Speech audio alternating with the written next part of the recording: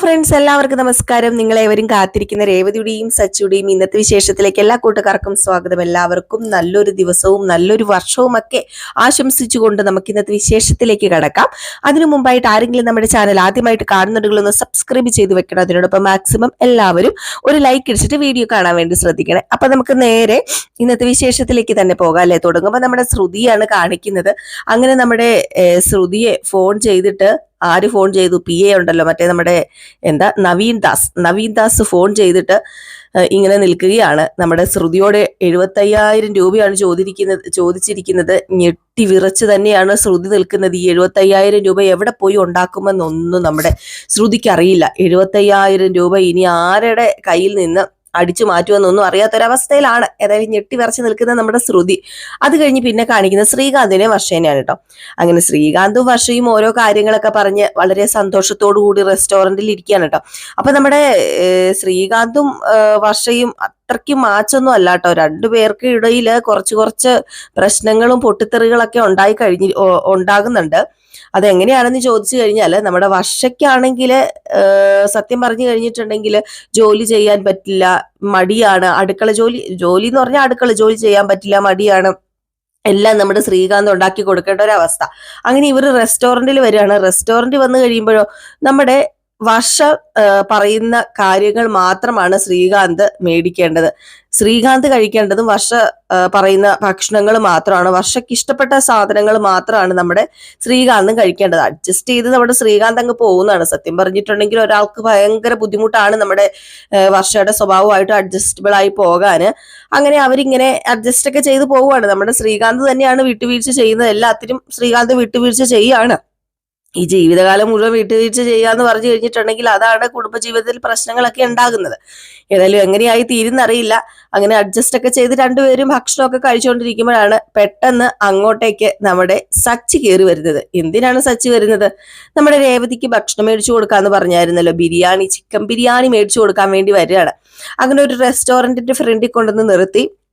അങ്ങനെ അകത്തേക്ക് നമ്മുടെ സച്ചി രേവതി ഇങ്ങനെ കടന്നു വന്നപ്പോഴാണ് പെട്ടെന്ന് നമ്മുടെ ശ്രീകാന്ത് നോക്കിയപ്പോഴത്തേക്കും സച്ചി വരുന്നു. സച്ചി ശ്രീകാന്തിനെ കണ്ടപ്പോ തന്നെ നമുക്ക് ഈ റെസ്റ്റോറന്റിൽ ഇരിക്കണ്ട, ഇവിടെ ഇരുന്നാൽ ശരിയാവില്ല, പോകാമെന്നും പറഞ്ഞ് നമ്മുടെ രേവതിനെ പിടിച്ചുകൊണ്ട് പോകാൻ വേണ്ടി തുടങ്ങാണ്. അപ്പം പെട്ടെന്ന് നമ്മുടെ ശ്രീകാന്ത് കടന്നു വന്നിട്ട് സച്ചേട്ടാ, ഇത് എന്ത് സച്ചേട്ടാ ബാ, ഇവിടെ വന്ന് ഇരുന്നേ, എനിക്ക് സച്ചേട്ടനോട് ഒരുപാട് കാര്യം സംസാരിക്കാനുണ്ട് സച്ചേട്ടാ, ബാ സച്ചേട്ടാ എന്ന് പറഞ്ഞപ്പോഴത്തേക്കും കൈ വിടറാന്ന് പറഞ്ഞു. കയ്യിലാ പിടിച്ചേക്കുന്നത്. കൈ വിടറാന്ന് പറഞ്ഞു. എന്താ സച്ചേട്ടാ? ഇല്ല, ഞാൻ കൈ വിടില്ല. സച്ചേട്ട വാ, ഇവിടെ വന്നിരിക്കുക, എനിക്ക് ഒത്തിരി കാര്യം സച്ചേട്ടനോട് സംസാരിക്കണം. സച്ചേട്ടൻ എന്നെ തെറ്റിദ്ധരിച്ചിരിക്കുക, ആ തെറ്റിദ്ധാരണയൊക്കെ മാറ്റണം. എടാ, നിന്നോട് കൈ വിടാനാ പറഞ്ഞത്.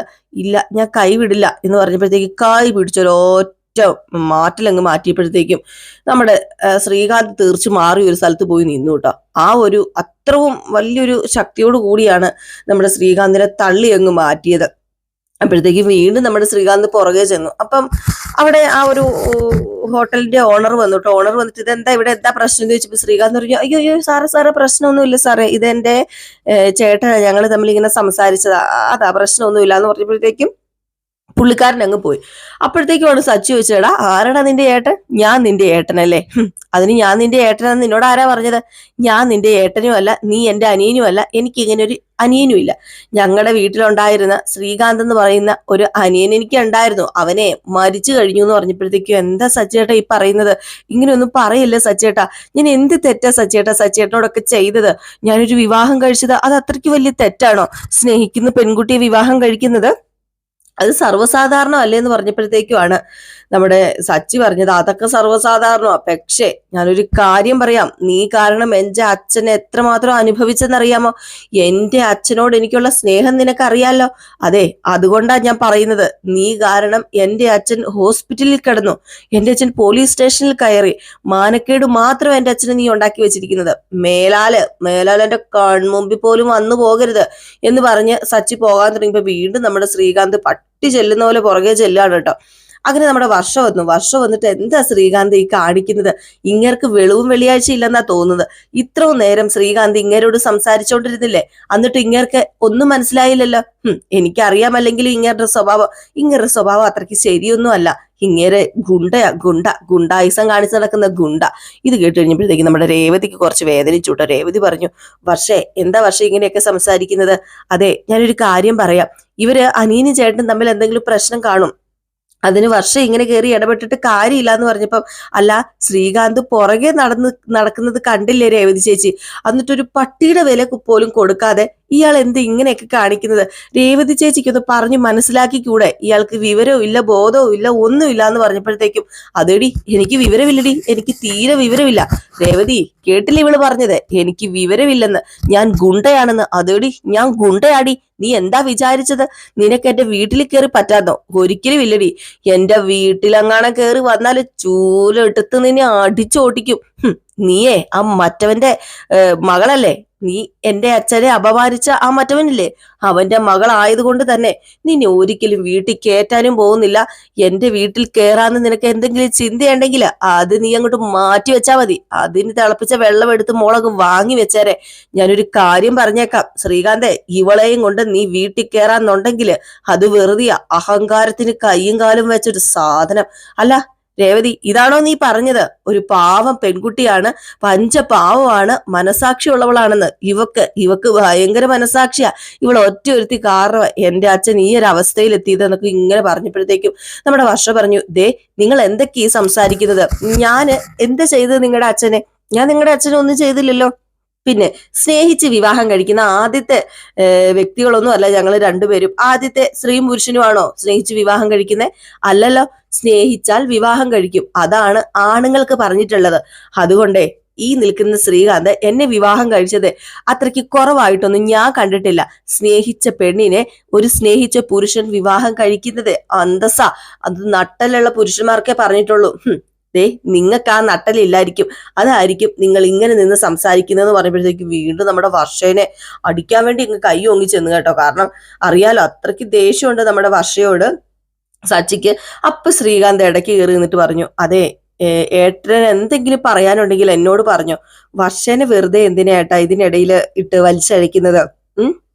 ഏട്ടന് എന്തെങ്കിലും ഉണ്ടോ? അടിക്കണോ? എന്നെ അടിക്കോ? പക്ഷെ വർഷേനെ തൊടാൻ ഞാൻ സമ്മതിക്കില്ലെന്ന് പറഞ്ഞപ്പോ, ഓഹോ അപ്പൊ നിനക്ക് വർഷ അത്രയ്ക്ക് വലിയ ആളാണല്ലേ? ഹേടാ, നിന്റെ അച്ഛനില്ലാത്ത എന്താടാ ഇവക്കുള്ളത്? നിന്റെ അച്ഛനോടില്ലാത്ത സ്നേഹം എന്തിനാടാ നീ ഇവളോട് കാണിക്കുന്നത്? എവിടെന്നോ വലിഞ്ഞു കേറി വന്ന ഏതോ ഒരു പെണ്ണിനോട് നിന്റെ അച്ഛനോടില്ലാത്ത സ്നേഹം നീ കാണിക്കുന്നുണ്ടെങ്കിലേ പോടാ, അവളെയും കൂട്ടിക്കൊണ്ട് പോടാ. നന്ദി കെട്ടവനെ, നന്ദി ഇല്ലാത്തവനെ, വളർത്തി വലുതാക്കി ഇത്രയും എത്തിച്ച മാതാപിതാക്കളെ തള്ളിപ്പറയുന്നവനെ എങ്ങനെ തോന്നുന്നടാ നിനക്ക്? അച്ഛനുണ്ടല്ലോ, നിന്നെ ഈ നെഞ്ചിൽ കൊണ്ടല്ലേടാ നടന്നത്. നിന്നെക്കുറിച്ച് എന്തൊക്കെ സങ്കല്പം ഉണ്ടായിരുന്നടാ? ദേ മര്യാദയ്ക്ക് മാറിപ്പോക്കോടെ, രണ്ടെണ്ണം ഇവിടെ നിന്ന് കഴിഞ്ഞാൽ ഞാൻ വെട്ടി കീറുള്ളൂ എന്നൊക്കെ ഇങ്ങനെ പറഞ്ഞു കേട്ടോ. ഇത് കേട്ട് കഴിഞ്ഞപ്പോഴത്തേക്കും നമ്മുടെ വർഷയാണെങ്കിൽ വീണ്ടും ഷൗട്ട് ചെയ്യാൻ വേണ്ടി തുടങ്ങിയപ്പോഴത്തേക്കും ശ്രീകാന്ത് പറഞ്ഞു, വർഷയെ വേണ്ട, നീ ഒന്ന് നിർത്താൻ പറഞ്ഞപ്പോഴത്തേക്കും, ദേ ശ്രീകാന്തെ നിനക്ക് പോണെങ്കിൽ ഇവന്റെ കൂടെ പോകാം. ദേ ഇവന്റെ കൂടെ പോകാനോ ഇവന്റെ വീട്ടിൽ കയറാനോ എന്നെ കിട്ടത്തില്ല. ഒരു പട്ടിയുടെ വില പോലും കൽപ്പിക്കാത്ത ഇവന്റെ അടുത്തൊക്കെ നിൽക്കണ എന്തിനാ? വേറെ പണിയില്ലേ? ഇവനൊക്കെ വെറും തരം താഴ്ന്ന ഗുണ്ടായിസം കാണിച്ചു നടക്കുന്ന ഗുണ്ട എന്ന് പറഞ്ഞിട്ട് കാലി വന്നിട്ട് നമ്മുടെ വർഷ അങ്ങോട്ട് പോയിട്ടോ.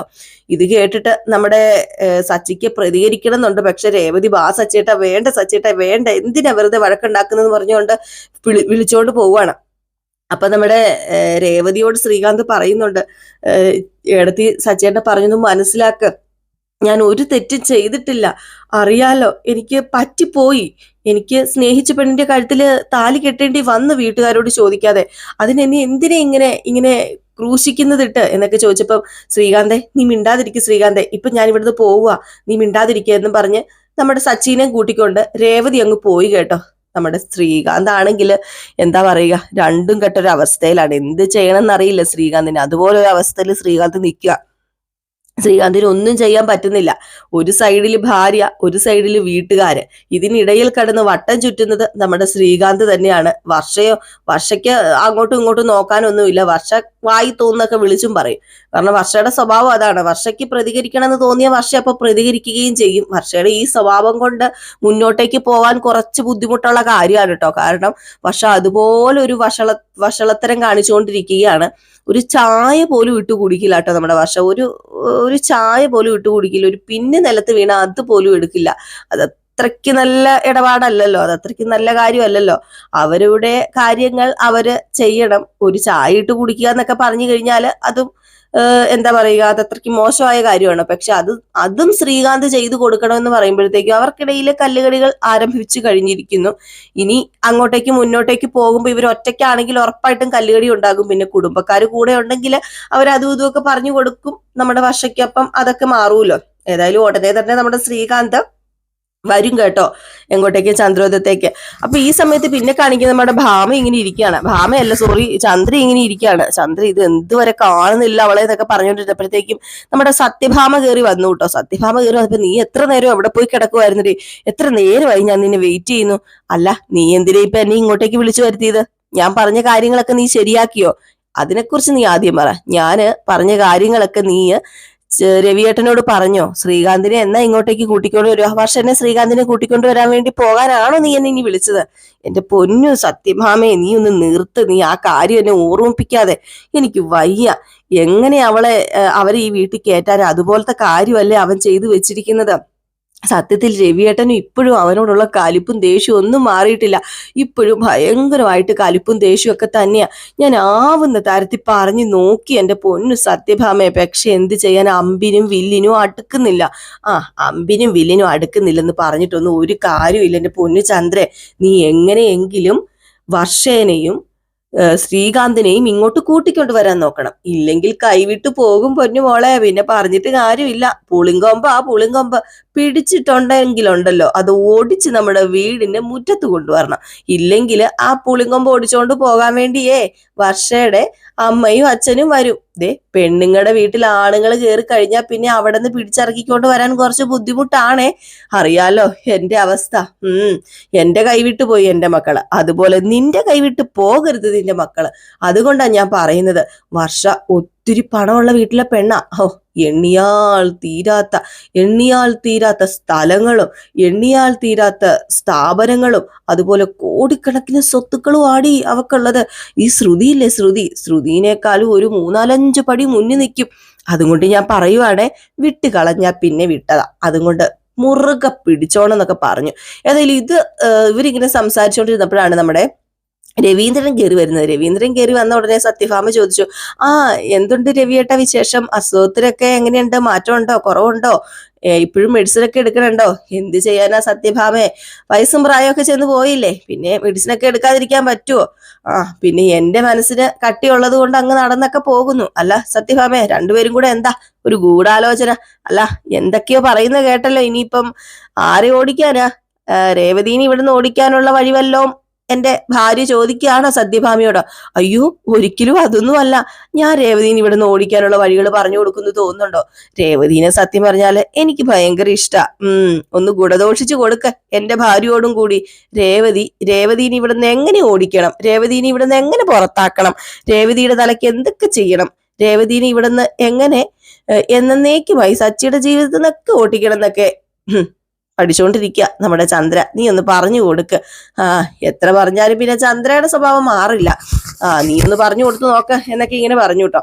എന്നിട്ട് രവിയെ അങ്ങ് പോയി കഴിഞ്ഞപ്പോഴത്തേക്കും സത്യഭാമ പറഞ്ഞു, എന്റെ പൊന്നു ചന്ദ്രൻ, നീ ഇപ്പൊ രേവതിനെ ഇവിടെ നിന്ന് ഓടിക്കാനല്ല ആലോചിക്കേണ്ടത്. നീ വർഷനെ എങ്ങനെ ഇങ്ങോട്ട് കയറ്റുമെന്ന് ആലോചിക്കുക. അത് പിന്നെ ഞാൻ എന്താ സത്യഭാമയെ ചെയ്യേണ്ടത്? നീ ഒരു കാര്യം ചെയ്യും ഭാമേ. ഞാൻ പറയുമ്പോഴാണല്ലോ രവിയേട്ടൻ ഇതൊന്നും അംഗീകരിക്കാത്തതും രവിയേട്ടൻ ഇതൊന്നും കേൾക്കാത്തതും ഒക്കെ. നീ ഒരു കാര്യം ചെയ്യുക, നീ പറഞ്ഞു നോക്ക്, നീ ഒന്ന് സംസാരിച്ച് നോക്ക്. മൂന്നാമതൊരാൾ സംസാരിക്കുമ്പോഴേ ചിലപ്പം എന്തെങ്കിലും വ്യത്യാസം രവിയേട്ടന് വന്നാലോ. നീ ഒന്ന് സംസാരിക്ക് പ്ലീസ് സത്യഭാമേ. അതിപ്പം ഞാൻ എങ്ങനെ സംസാരിക്കാനാ? അത് സാരമില്ല സത്യഭാമേ, നീ ഒന്ന് സംസാരിച്ച് നോക്ക്. നീ സംസാരിച്ചാൽ ചിലപ്പോൾ തീരാവുന്ന പ്രശ്നമേ കാണത്തുള്ളൂ. പുറകെ ഞാനും സംസാരിച്ച് തുടങ്ങിക്കോളാന്ന് പറഞ്ഞു. ഇത് കേട്ട് കഴിഞ്ഞപ്പോഴത്തേക്കും നമ്മുടെ ഭാമ ഓക്കെ എന്നാ പിന്നെ രവീന്ദ്രനോട് സംസാരിക്കാന്ന് വെച്ചു. അപ്പൊ രവീന്ദ്രൻ അവിടെ ഹോളിൽ ഇങ്ങനെ പത്രമൊക്കെ മറിച്ചൊക്കെ നോക്കിക്കൊണ്ടിരിക്കുകയാണ്. അങ്ങോട്ടേക്ക് നമ്മുടെ സത്യഭാമയും ചന്ദ്രയും ചെല്ലുന്നുണ്ട് കേട്ടോ. ഏതായാലും നമ്മുടെ സത്യഭാമ രവീന്ദ്രനെ വളച്ചെടുക്കും. കാരണം സത്യഭാമ പറയുന്നതൊക്കെ കേൾക്കുമ്പോൾ അത് ശരിയാണ് എന്ന് രവീന്ദ്രന് തോന്നും. അപ്പൊ തന്നെ നമ്മുടെ രേവതിയും വരും. രേവതിയും ഇവരുടെ കൂടെ കൂടും കേട്ടോ. രേവതിയും പറയും എന്താണ് ശ്രീകാന്ത് ചെയ്ത തെറ്റ്. ശ്രീകാന്ത് എന്തെങ്കിലും തെറ്റ് ചെയ്തിട്ടുണ്ടെന്ന് എനിക്ക് തോന്നുന്നില്ല. ശ്രീകാന്ത് അച്ഛന്റെ മകനാണ്. അച്ഛന് ശ്രീകാന്തിനോട് ദേഷ്യം ഉണ്ടെങ്കിലും പ്രസവിച്ചൊരു അമ്മയുണ്ട്. ആ അമ്മയ്ക്ക് ശ്രീകാന്തിനോട് സ്നേഹമുണ്ട്. പിന്നെ ഈ വഴക്കും പ്രശ്നങ്ങളൊക്കെ തീരാന്നേ ഉള്ളൂ എന്നൊക്കെ പറഞ്ഞിങ്ങനെ നമ്മുടെ രേവതിയും കൂടെ പറയുമ്പോഴത്തേക്കും ആ ഒരു പ്രശ്നമൊക്കെ തീരും കേട്ടോ. ഏതായാലും കാത്തിരുന്ന് തന്നെ കാണാം ഇനി എന്താ സംഭവിക്കാൻ പോകുന്നതെന്ന്. അപ്പൊ എല്ലാവരും കാത്തിരിക്കുക. എല്ലാവർക്കും നല്ലൊരു ദിവസവും നല്ലൊരു വർഷമാകട്ടെ, നല്ലൊരു തുടക്കത്തിന്റെ, എല്ലാവർക്കും നല്ലൊരു ഐശ്വര്യത്തിന്റെ വർഷമാകട്ടെ എന്നൊക്കെ ആശംസിച്ചുകൊണ്ട് നിർത്തുകയാണ്. അപ്പൊ നെക്സ്റ്റ് വീഡിയോ നയനയുടെയും ആദർശിന്റെയും കഥയുമാണ്. അതുമായിട്ട് വരാം. Tata bye bye.